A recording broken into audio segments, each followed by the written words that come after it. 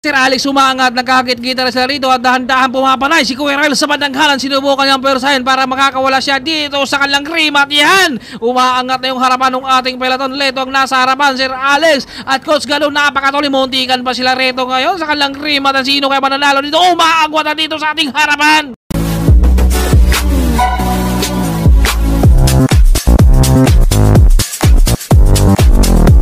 What's up mga sir, for today's videos ang pagbabalik natin dito sa Maya Circle.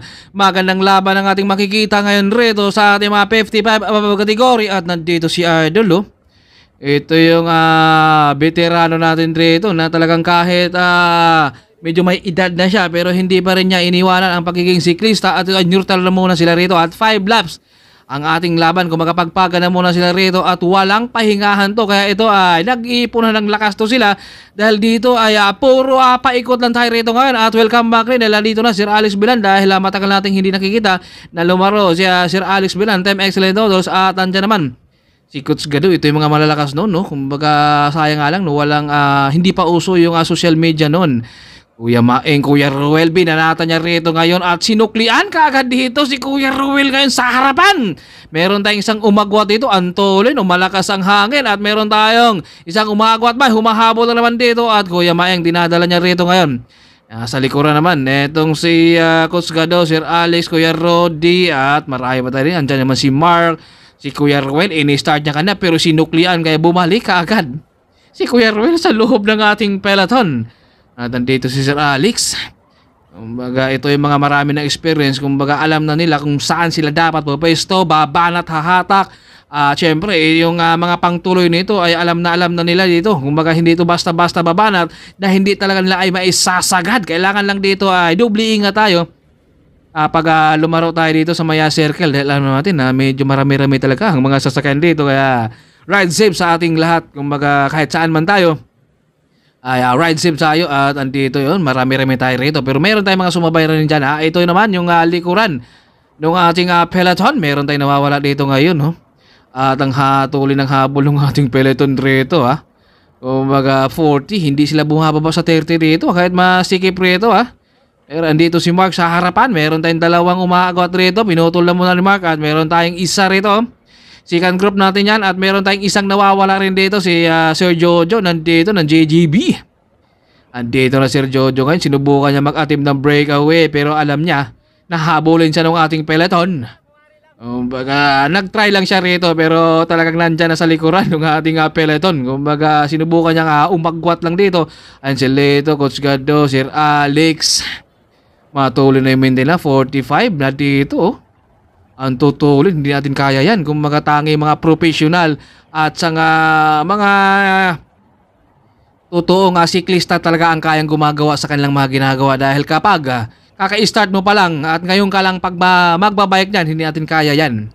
Andito rin si Buboy at meron pa tayong mga nandito sa likuran. Nag-aabang-abang ng krimatihan to na hindi basta-basta babanat ka lalong-lalo na kapag walang mga kakampi yung iba rito. Kung baka antay-antay na muna at bumuka yung harapan ng ating peloton. Grabe bantayan nila dito Kung baka aggressive ang harapan ng ating peloton. Si Tatay Kiko bubanat, may nakachika agad sa kanyang pagbanat Talagang hindi niya hinayaan mga makakawala rin. Dahil alam nila na talagang kapag hinayaan nila at umaangat na dito Sir Alex dito para talagang dumikit. Dahil nag-angatan na yung harapan ng ating peloton.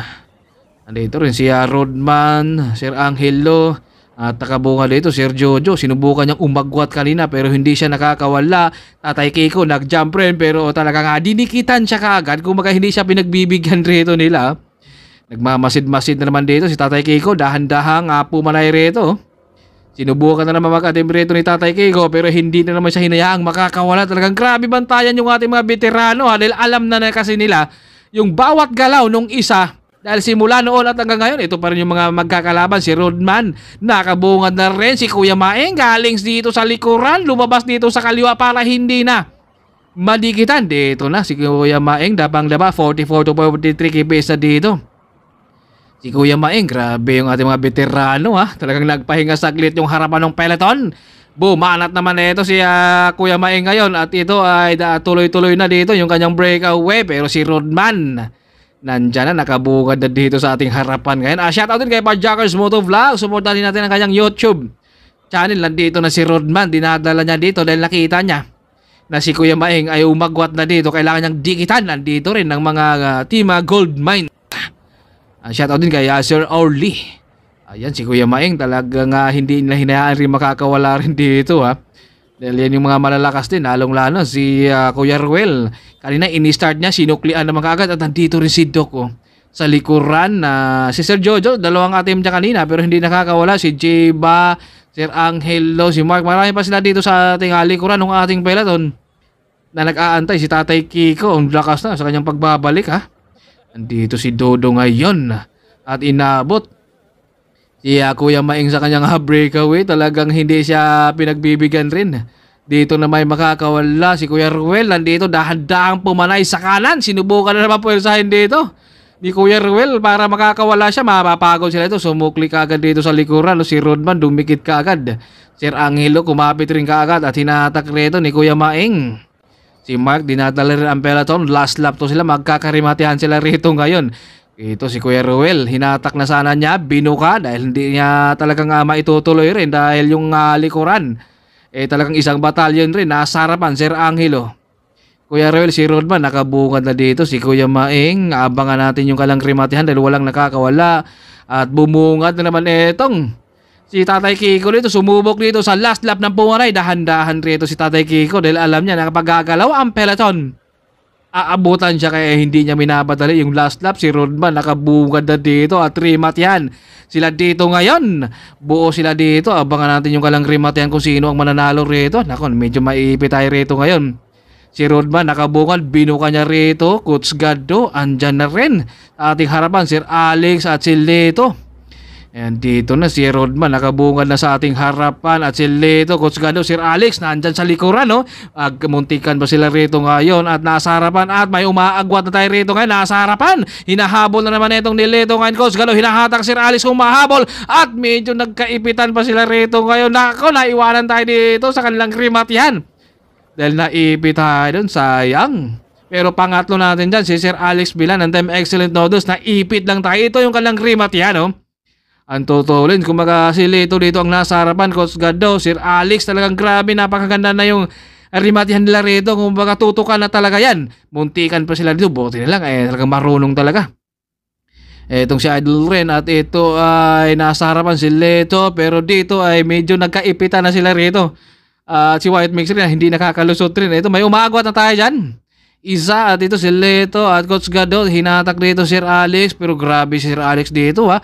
Biglang pumanay dito si Sir Alex, ang tutulin. Ayan no, talagang humabol pa dito Sir Alex. Talagang nagkasundutan sila sa rimatihan at congratulations sa lahat ng mga nanalo, lalo na kay Sir Alex.